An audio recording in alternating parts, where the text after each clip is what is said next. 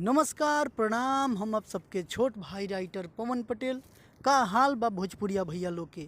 हम आप सबके बीच में नया वीडियो और नया गाना लिख के ना आवत रहनी है। कुछ एक महीना से हम कुछ काम में बिजी रहनी है, एक के चलते हम अपने भाई लोग खातिर नया गाना लिख के ना ले आवत रहनी है। लेकिन अब इंतज़ार के घड़ी ख़त्म भइल। हम आप सबके बीच में बोल बम के नया गाना लिख के आ गइल बानी, जौन की गाना बाटे रिसुगिया मर्डर करैबे का। वो गाना के धुन पर ही बोलबम के गीत बा। सबसे पहले जितना भी हमारे भाई बानी इस चैनल पर अगर नया बानी तो हमारे चैनल सब्सक्राइब कर दी और बेल आइकन दबा दी, ताकि कोनो भी गाना हम लिख के डाली तक सबसे पहले रौरा लगे पहुँचे और सबसे पहले रौरा गाई। और एक बात बता दी कि हाँ, इस चैनल के जितना भी गाना बा बिल्कुल फ्री बा, कोई भी सिंगर गा सकता रे। अगर पर्सनल गाना लिखवावल चाहतानी तो एक से एक मैटर मिली। पर्सनल गाना लिखवावे खातिर पैसा लागी और पर्सनल गाना लिखवावे के बाद तो हमार नंबर बा 870961 624 870961 624। ये नंबर पर कांटेक्ट करके रउरा अपन मनपसंद मैटर लिखवा सकतानी। भोजपुरी के कोनो भी मैटर लिखवा सकतानी। चलिए हमनी के ज़्यादा देर इंतज़ार ना करते हुए हमनी का वीडियो शुरू कर जाओ। ई बाटे बोल बम के गीत हम लेके आप सबके बीच में आयल बानी, जौन की सुगिया मर्डर करैबू का वो गाना के धुन पर ही बोल बम के गीत बा। चलिए अगर ये गाना अच्छा लगता तो कोई भी सिंगर गा सकता रे बिना झिझक के। आप सब खातिर ही गाना लिख के हम फ्री में अपना चैनल पर अपलोड करी ले, ताकि आप सबके गाना लिखवावे में कोनो दिक्कत ना होके। आप पर्सनल गाना लिखवाओ खातिर हमारे 870961 624 नंबर पर कांटेक्ट करी और गाना लिखवाई। चलिए कर मुखड़ा शुरू कर जाओ। कैसे बा? हाँ, काहे खातिर बतिया तू टालो तारू, भंगिया पीसे में बाधा डालो तारू। काहे खातिर बतिया तू टालो तारू, भंगिया पीसे में बाधा डालो तारू।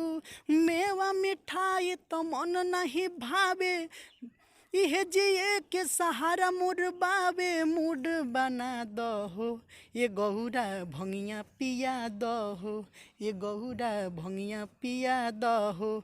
केने तू धैले बाड़ू कि जल्दी से पीस के लिया दहो। ई गाना के मुखड़ा रहल। आप सबके अच्छा लगे तो कोई भी सिंगर ये गाना के गा सकतानी, बिल्कुल फ्री बा। और कोई भी दिक्कत होता तो हमारा कमेंट बॉक्स में कमेंट करके बताएं कि का दिक्कत बा। गाना अच्छा लगता गाई। आइए कर अंतरा एक नंबर शुरू कइल जाओ। काहेला मुहामा फुलैले बाड़ू, दूर कर तनी खीसके।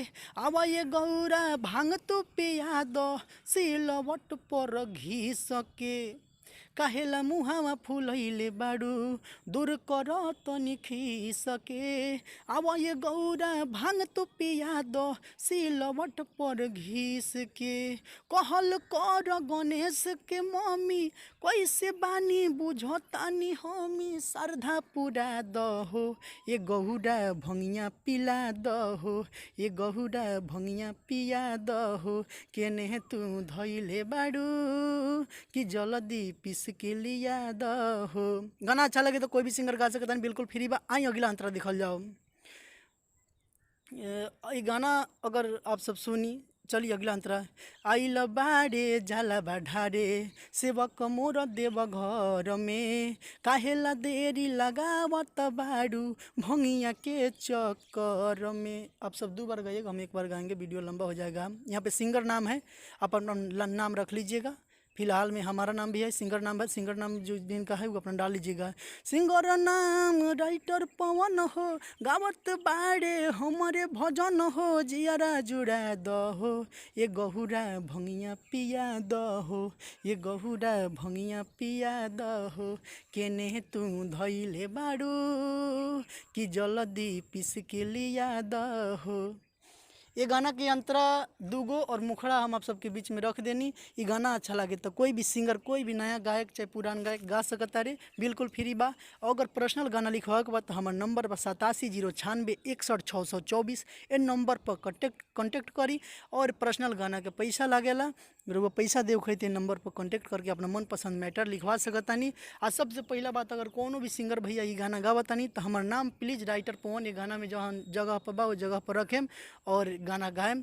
चली तब तक खातिर नमस्कार प्रणाम। हर हर महादेव।